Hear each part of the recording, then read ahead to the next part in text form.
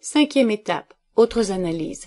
L'avantage de StatTools est qu'il permet d'effectuer de nombreuses analyses statistiques très rapidement et en toute simplicité. Comme nous l'avons vu, l'important est de poser les bonnes questions au sujet de l'ensemble de données, puis d'exécuter les procédures StatTools appropriées. Tout dépend bien entendu des objectifs de l'analyse. StatTools propose cependant de nombreux outils d'analyse relativement simples, ainsi que d'autres plus complexes. Nous allons examiner ici un outil particulier, celui de l'analyse de régression. Nous avons vu jusque-là qu'en moyenne, les salaires des hommes sont supérieurs à ceux des femmes.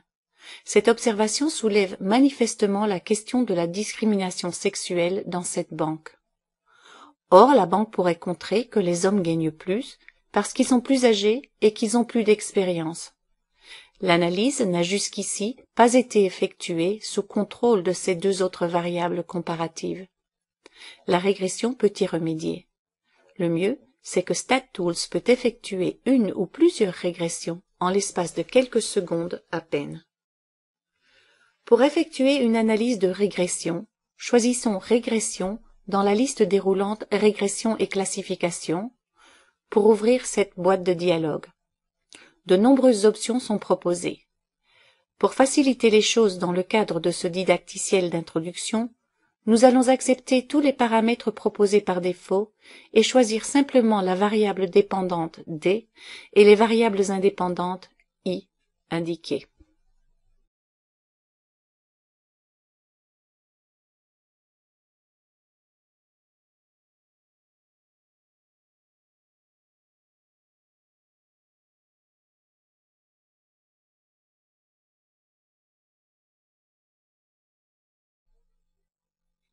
Cette configuration produit immédiatement les résultats suivants. Cette information est complexe et il faut une certaine connaissance de l'analyse de régression pour la comprendre, mais deux chiffres sont particulièrement importants. D'abord, la valeur R carré indique qu'environ 49% de la variation des salaires s'explique par les variables de l'équation de régression, sexe, âge et année d'expérience.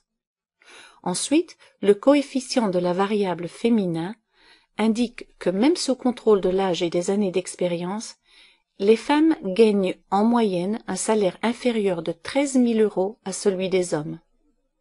Vous avez probablement compris à ce stade que la variable féminin 0,1 a été créée en vue de son inclusion dans cette équation de régression pour la variable salaire.